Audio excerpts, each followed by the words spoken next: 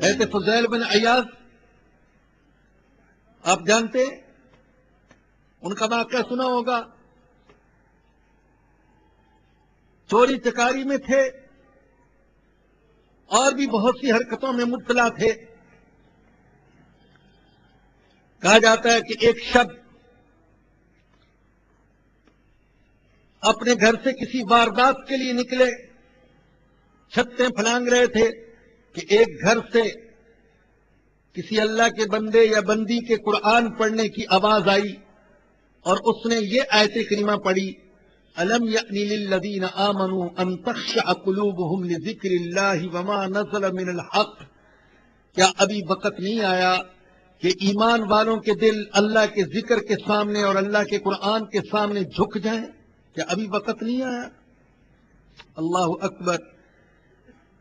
کسی پڑھنے والے نے یہ آیت کریمہ اس درد سے پڑھی تھی کہ حضرت فضیل کے دل پر لگی، اور یوں محسوس کیا کہ میرا اللہ مجھ سے پوچھ رہا ہے، اے فضیل کیا ابھی وقت نہیں آیا کہ تمہارا دل اللہ کے ذکر اور اللہ کے قرآن کے سامنے جھک جائے؟ ابھی وقت نہیں آیا؟ فوراً پکار اٹھے، اے اللہ وہ وقت آ گیا، میں توبہ کرتا ہوں۔ اور پھر زندگی ایسی بدلی کہ وہی فضیل بن عیاض جو چوری ڈکیتی یا بدکاری میں بدنام تھے اور مشہور تھے، اللہ نے ان کو ایسا مقام عطا فرمایا کہ وقت کے بڑے بڑے علماء، محدثین اور مفسرین ان کی ایک جھلک دیکھنے کے لیے اور ان کی ملاقات کے انتظار میں ان کے دروازے پر گھنٹوں کھڑے رہتے تھے۔ آپ سوچئے کتنا بڑا احسان ہے۔ ایک شخص مجھے مایوس کر دے کہ تم سے گناہ ہو گئے، اس لیے تمہاری بخشش کی کوئی صورت نہیں ہے، میں کیا کروں گا؟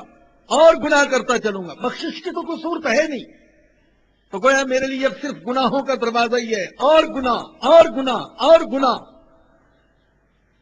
لیکن قربان جاؤں رحمت للعالمین صلی اللہ علیہ وسلم کے قدموں کی خاک پر، آپ نے فرمایا میں خود بھی توبہ کرتا ہوں، لوگوں میں بھی توبہ کرتا ہوں، اللہ کا نبی ہونے کے باوجود، معصوم ہونے کے باوجود، مغفور ہونے کے باوجود، مرحوم ہونے کے باوجود میں خود بھی توبہ کرتا ہوں اور تمہیں بھی توبہ کی تلقین کرتا ہوں۔ اور خود کتنی توبہ کرتا ہوں؟ آقا نے فرمایا کہ بعض اوقات، آقا کے بارے میں آتا ہے کہ بعض اوقات ایک ہی مجلس میں آپ 100 بار توبہ اور استغفار کیا کرتے تھے۔ تو بھائیو یہ بہت بڑا احسان تھا حضور اقدس صلی اللہ علیہ وسلم کا عالم انسانی پر، اور ہے، تھا نہیں ہے، آج بھی احسان ہے، اس لیے کہ توبہ کا دروازہ صرف 1450 سال پہلے نہیں کھلا تھا، توبہ کا دروازہ آج بھی کھلا ہوا ہے اور قیامت تک کھلا رہے گا۔ اور اللہ پکار پکار کر اپنے گناہگار بندوں کو کہتے ہیں، آؤ توبہ کر لو، آؤ مغفرت طلب کرو۔ اللہ سوال کرتے ہیں، ہے کوئی بخشش مانگنے والا کہ میں اس کی بخشش کر دوں؟ ہے کوئی توبہ کرنے والا کہ میں اس کی توبہ قبول کر لوں؟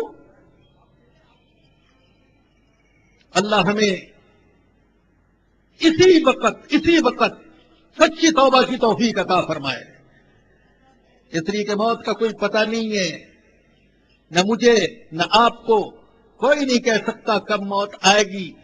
جب اللہ پاک دل میں ڈالے اسی وقت توبہ کر لینی چاہیے، اور یہ نہیں سوچنا چاہیے کہ ہو سکتا ہے پھر گناہ ہو جائے، ارے پھر توبہ کر لینا، پھر گناہ ہو جائے پھر توبہ کر لینا۔ وہ شخص کتنا بے وقوف ہے جسے بھوک لگے تو روٹی نہیں کھاتا، کیا فائدہ؟ ہو سکتا ہے پھر بھوک لگ جائے۔ بے وضو ہو جائے تو وضو نہیں کرتا، ہو سکتا ہے پھر وضو ٹوٹ جائے، ارے پھر وضو کر لینا، پھر کھانا کھا لینا، گناہ ہو جائے تو پھر توبہ کر لینا۔ تو بھائیو توبہ کرنے میں دیر نہیں کرنی چاہیے۔